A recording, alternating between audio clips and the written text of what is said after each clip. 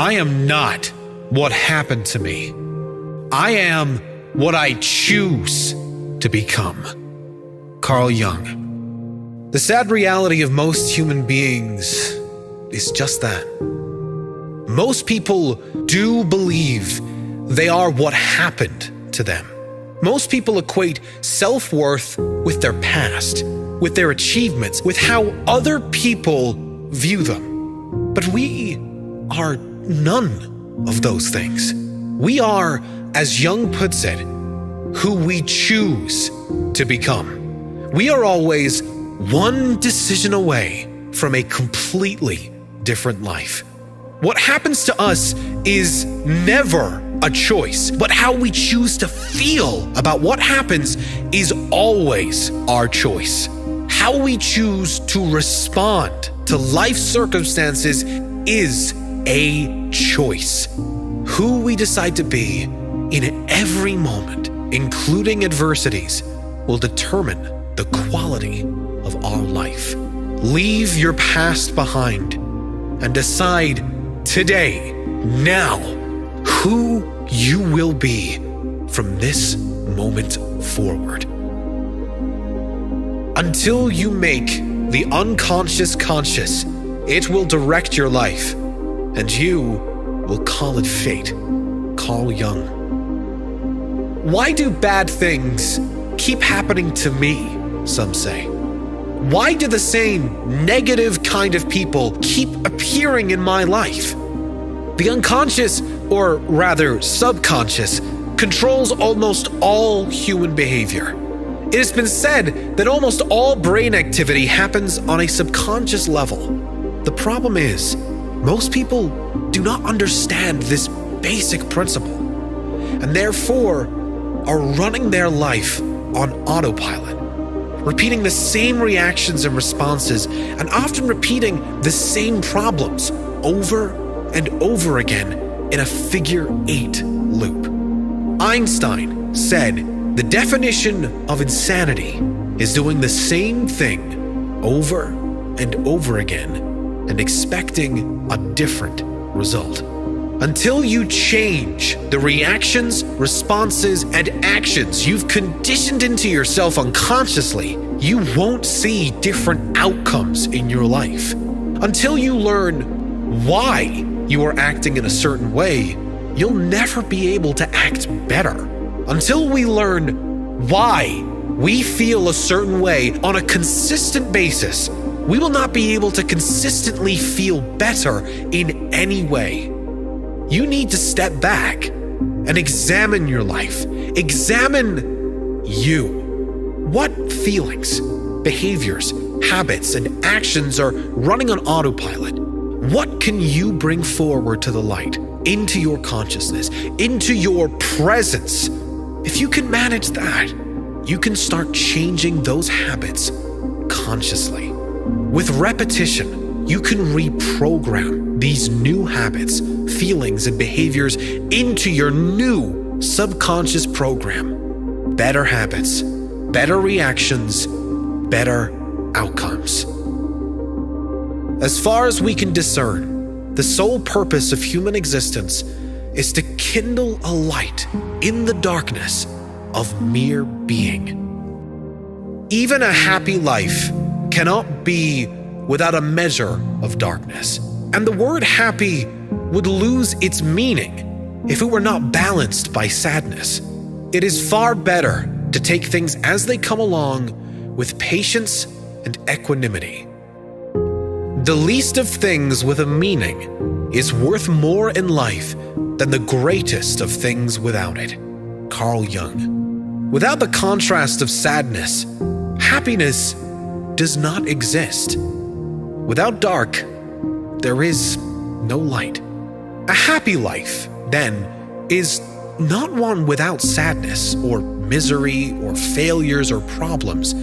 A happy life, a full life, is a life with meaning. If you had in your possession every penny on earth and all the material possessions you desire, it would still give you no guarantees of happiness and certainly no meaning. You don't need things, money, or possessions to have meaning. But meaning does make for a rich life. With meaning and purpose in your life, you can face the inevitable challenges of life without fear. With meaning and purpose in your life, you can let go of the past because there is always a brighter future to work toward, to believe in tomorrow. Meaning and purpose give you reason to get up in the morning, enthusiasm to go about your day, purpose for living. Kindle a light in the darkness of your being. Discover who you are. Develop a life of meaning and purpose, and accept every inevitable challenge that comes your way. It all depends on how we look at things, and not how they are in themselves. Carl Jung. Whatever happens in your life is not reality, but rather your interpretation of it. Let me repeat. Whatever happens is not reality, but your interpretation of reality. On one of your best days, a challenge appears, and you deal with it with presence, with confidence, with competence. Then, the challenge disappears, perhaps even turns into a blessing, a new understanding. On one of your worst days, the same challenge appears. You react angrily, unconsciously. The challenge turns into a bigger issue, a larger problem, and consequently affects your life and others in a much bigger, not so pleasant way. What happened? It was the same challenge. It depends how you look at it. We've all experienced moments like this. Problems that escalated due to our reaction. Challenges that disappeared due to our reaction. It is not how things are, but how we see them. We can see beauty in anything and ugliness in anything. The real question is, what do you choose to see? Thinking is difficult. That's why most people judge. Carl Jung. We have to step back and catch ourselves judging. And this is not easy, because we all want to think of ourselves as good human beings, and you may well be. But you must take ownership of your judging as much as the next person. Judging people, judging things, judging circumstances. How do you judge? Who do you judge? Has there ever been a moment in your life where you've judged a person or a situation and then realized you were completely wrong? I think we've all had this experience. We should never judge a person or a situation where there are no facts.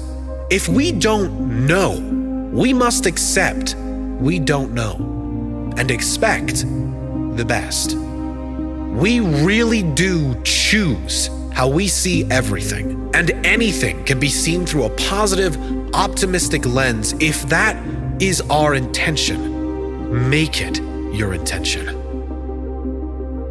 Your vision will become clear only when you can look into your own heart. Who looks outside dreams. Who looks inside awakes.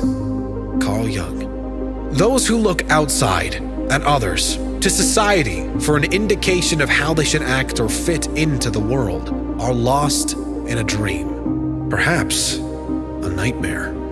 A life lived not authentically, but how they perceive will be most acceptable by the standards of society. To awaken is to look within your own heart, to trust your intuition, and to be brave enough to live life on your terms, not caring for others' opinions or judgments, only focused on the life that lights you up, the authentic you, living your authentic life. That is the awakened life. the real you, living with freedom of all outside expectations and opinions.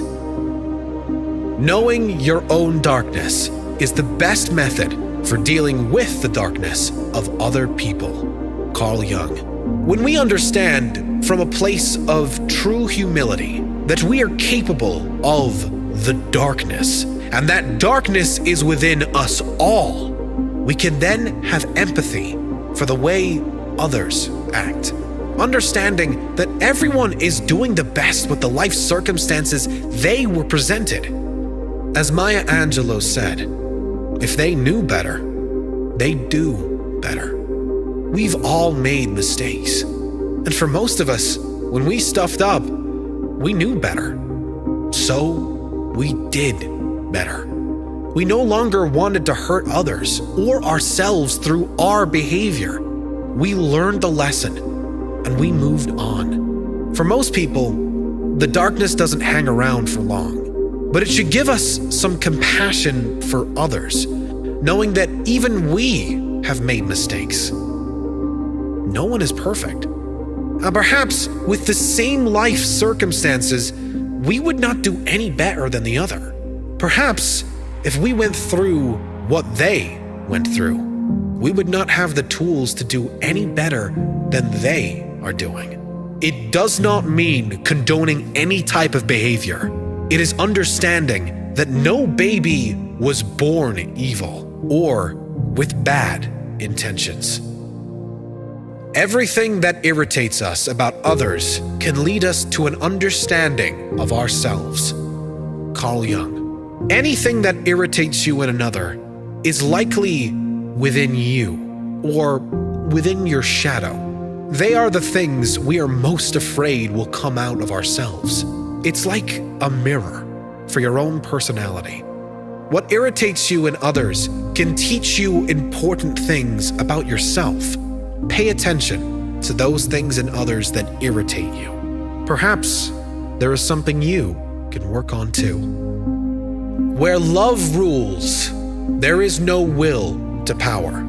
And where power predominates, there is love lacking. The one is the shadow of the other. Carl Jung. And how badly do we need more love and less power in the world today? The endless seeking of power and control is due to a lack of love, a lack of connection and empathy for others. Ask yourself how you can let go of your own need for power and control, even a little, and how you can bring more love, compassion, understanding, and giving in your own world. We cannot change anything until we accept it. Condemnation does not liberate, it oppresses. Carl Jung. You are what you do, not what you say you'll do. Carl Jung. We do live in this kind of world where many people talk too much and act too little. As Jung says, you are what you do, not what you say you will do. You do not need to tell the world or tell anyone what your plans are. You can show them with your actions, with your results. That is ultimately how we are all judged anyway, on how we show up every day, who we are, what we do, never who we say we are or what we're going to do. Less talk, more action. Leaving the need for validation behind and being who we intend to be. Doing what we want to do and letting the right people show up because of those choices.